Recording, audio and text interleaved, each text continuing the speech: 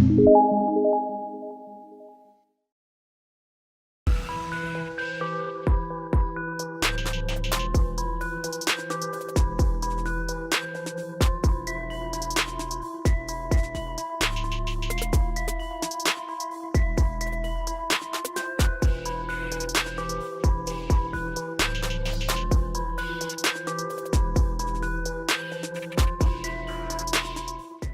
violencia está absolutamente alejado de ser un hecho natural en el ser humano.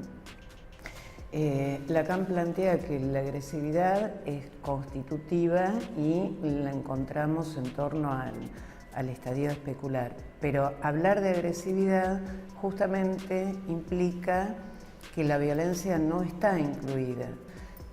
Justamente Lacan plantea que la violencia se produce cuando falta la palabra, es decir, cuando hay algo del orden del significante que no pudo inscribirse. En la agresividad hubo una inscripción del significante, en cambio en la violencia no. En la violencia directamente el significante no opera, se pasa al acto. En cambio, en la agresividad el sujeto puede hacer algo. La agresividad, decía, es una parte constitutiva en el estadio especular. En cambio, la violencia ni siquiera entró en el estadio especular, es algo que quedó afuera. Entonces, lo que no entra como significante, después no puede representarlo al sujeto. Entonces, si no lo representa, si no hay representación, por eso hay algo que, en lugar de darle paso a la palabra, pasa directamente por el lugar del cuerpo. Pero cuando hay algo que se le presenta como un doble, entonces la violencia, digamos, no es que toma raíz en el cuerpo, proviene de ese mismo lugar. Cuando hay algo que directamente es el otro o él. No hay posibilidad para una terceridad.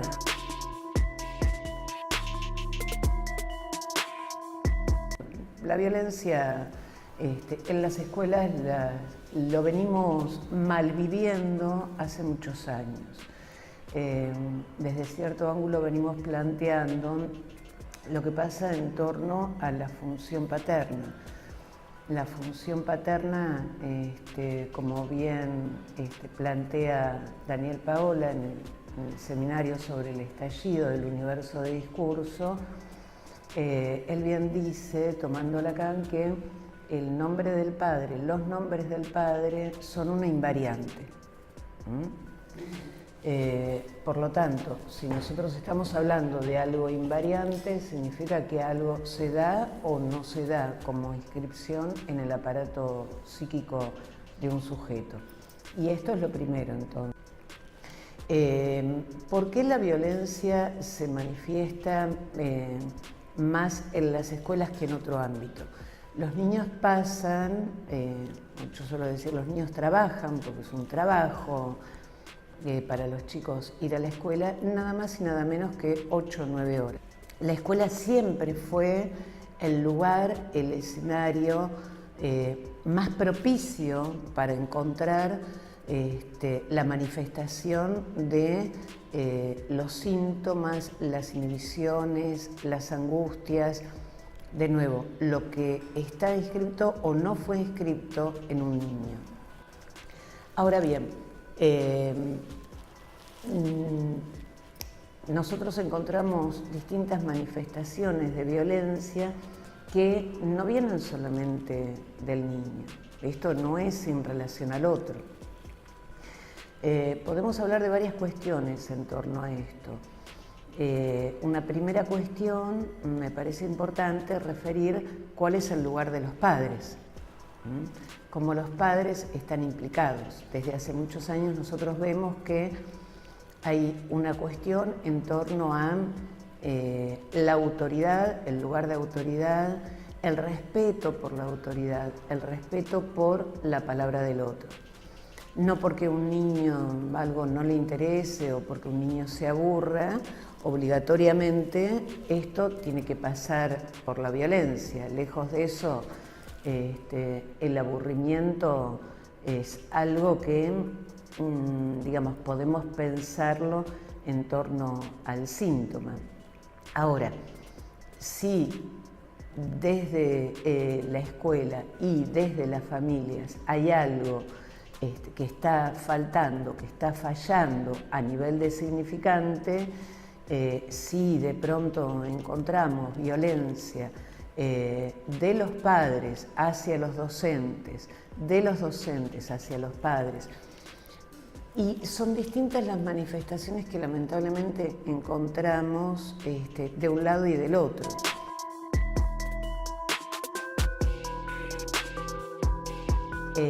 Y cuando los chicos vuelven de la escuela, una de las primeras cosas que quieren hacer, lógicamente, yo diría, entre comillas, natural, es jugar. Digo entre comillas natural porque el juego no es algo del orden de la naturaleza, pero en el ser humano hay una cuestión. La primera forma de acercamiento de el otro primordial, de el otro quien ejerce la función materna, es a través del juego. Ese juego que se manifiesta como baño del lenguaje, ese juego que nosotros escuchamos y podemos ver en nuestros consultorios a través de las primeras caricias, las primeras palabras, de las primeras melodías, del ritmo, inclusive que el otro imprime sobre una infancia, sobre un niño, es lo que un niño va a tomar a lo largo de toda su vida. El juego, digamos, no solo es una herramienta diagnóstica, sino que además el juego lo que nos permite es ver cuál es el discurso de un niño, es decir, cuál es el modo de vinculación de un niño al otro. Entonces decía, es lógico que los niños cuando vuelvan de la escuela después de tantas horas que quieran ponerse a jugar y que quieran jugar con un otro. Ese otro, lamentablemente, hoy no dispone, en muchísimos casos, de ese tiempo. Los padres, cuando sus hijos regresan de la escuela, allí lo que muchas veces se escucha es tener que ponerse a trabajar en cuestiones que son de la casa. Por lo tanto, los chicos, que no solo por eso, ya desde los primerísimos tiempos de vida, justamente tienen un acercamiento a todo lo que tiene que ver con la tecnología, es allí el lugar donde recurren. A cortas distancias y nos permite comunicarnos con el otro. Pero si bien a cortas distancias, también tiene una cuestión en relación al tiempo.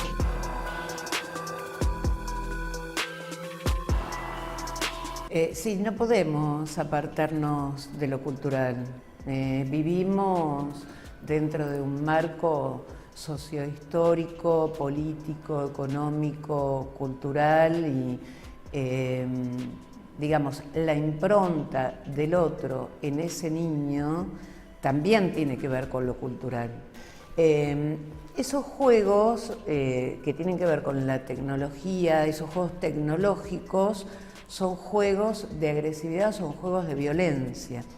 Pero ahí muchas veces no hay un otro físico, quiero decir, con quien hablar, con quien compartir, un otro que diga, no, espera, vamos a parar, no sé, quiero ir al baño, quiero tomar algo, No hay un otro interlocutor. Entonces, de ninguna manera va a ser lo mismo jugar con un otro físico, un niño de su misma edad, o jugar con un adulto, que jugar con la computadora. Es decir, lo que, digamos, lo cultural está promoviendo y provocando es aquello que quizás todavía no fue desencadenado.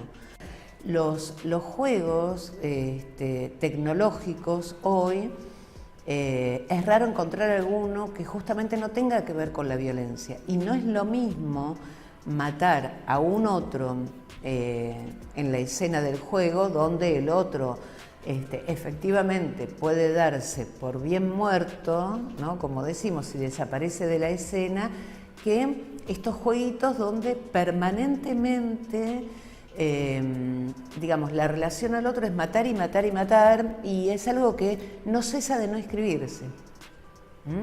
Es un real que aparece ahí que no deja de producirle una ansiedad muy grande al niño, todo lo que tiene que ver con la tecnología, digamos, hay una cuestión en relación al tiempo, a veces pone un paréntesis al tiempo, a veces lo anula directamente. O sea, acá hay una cuestión fundamental. La metáfora tiene dos ejes. Un eje es el temporal y otro es el del espacio. Si anulamos el eje temporal, que es a lo que justamente apunta el uso exacerbado de la tecnología, porque cada vez produce más aceleración hasta que llega un punto en que ya no se soporta más la espera. Ya deja de ser una espera ansiosa. Pero también hay una cuestión en relación a la palabra. Hay muchos niños que yo encuentro que por el uso en soledad de la tecnología hablan menos. Y no es que no disponen de la palabra. En esa soledad en la cual están inmersos y donde juegan con la computadora o eventualmente el jueguito en red, no hay por qué hablar. O con la PlayStation, ahí no tienen por qué hablar, ¿no? El juego de la PlayStation, una pantalla gigante donde pueden jugar absolutamente solos. ¿A qué? A competir con la imagen. A competir con la imagen, nada más y nada menos.